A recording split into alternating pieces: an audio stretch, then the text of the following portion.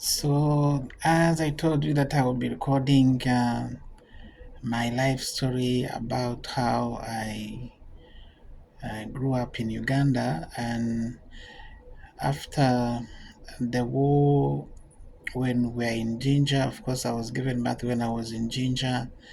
Then, after some time, the parents had to move back to our home district, which was Kabare.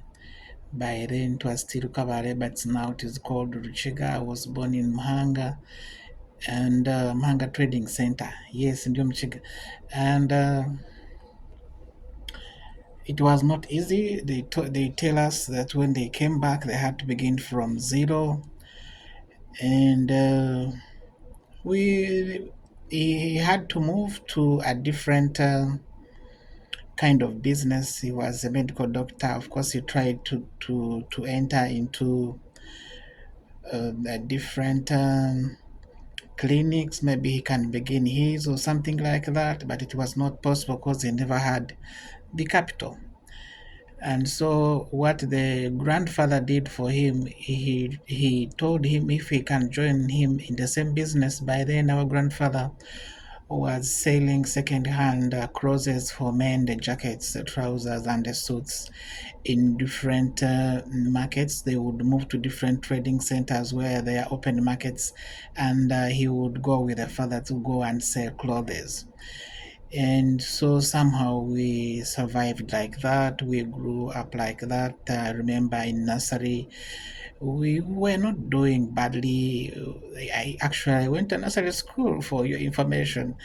And by around there, between 1970 and 1980, it was not easy to find many children from poor background, maybe going to nursery schools. Most of the children will begin when they're already 7 or 8 years old to join the primary section. But for me, I thank God I was able to begin from nursery, where we had a house helper who would take us to the nursery section. It was not far. We would walk there and she would escort us there. We carry our food, we carry our juice. It was a good beginning, I remember. And we were there was the only storage building in Mahanga. I don't know whether it is still there. The building used for that widow. She was called Nora. I don't know whether she's still there. As when you're in Mahanga, by then it was the only storage building, and we would study in the basement. Then from there, I went to a primary school, which is at Nyikunama Church of Uganda, and the school was called Nyikunama Primary School. And at some point, things were not easy. My dad had joined maybe what I can call bad groups. He started drinking a lot of alcohol, and he had a lot of debts. He was not paying. He was in many of the circles, and the debts accumulated, and it was too much. So what happened? Some of the circles or the local banks, they would come and say he had put this piece of land, so we are selling. He had put this piece of plantation, we are selling. They kept coming, selling one by one, one by one. At some point, it was too much, and so he had to move back to Ginger to go and look for an income and a source of living because it was becoming too much. So by then I was in primary six. I remember I escorted him up to the boundary of Ruchiga and Ankole border so that he can board the early morning bus around 3 a.m. and he boarded the bus and he went back to Jinja. He left us in Mohanga, and we were there for some time with our mother. And the mother was trying, it was not easy. We had nowhere we can do the farming, whatever. But a good thing, there was some little part of the plantation that was still there, so we'd get matoke, and we would survive somehow. So I remember he went to Ginger, our dad, then he was there for some time. He tried to look for jobs, but they were not there. And somehow he got a friend who took him to another district which is called Isinjiro.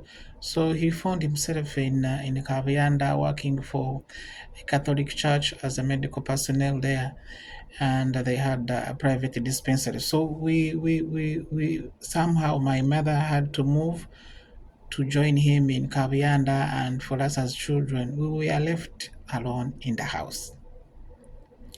So this was not easy.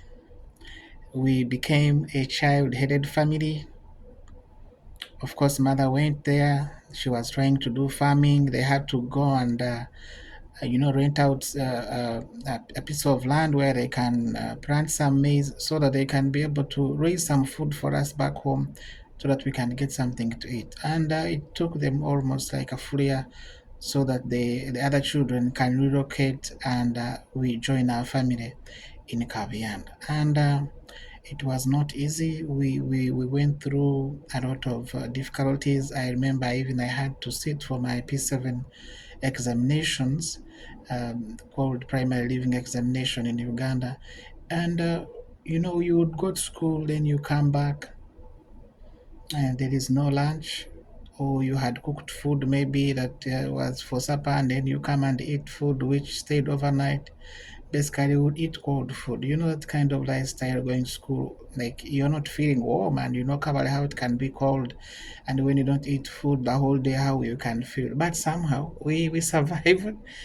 I did my primary living examinations by God's grace. I passed, and when I passed, I told my dad I had passed. I had to join secondary school for the first time. I think I was staying with the other two siblings.